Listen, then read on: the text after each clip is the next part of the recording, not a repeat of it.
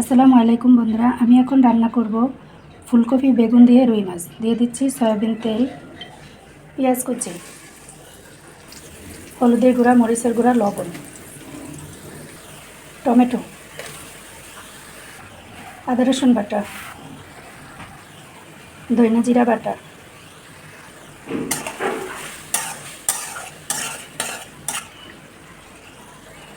মশলা কষানো হয়ে গেছে, দিয়ে দেব ফুলকপি বেগুন।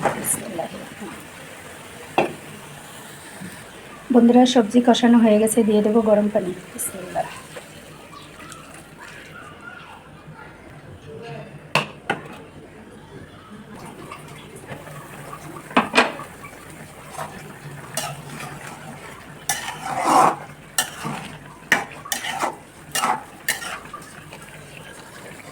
বন্ধুরা, দিয়ে দিচ্ছি ভেজে রাখা মাছ।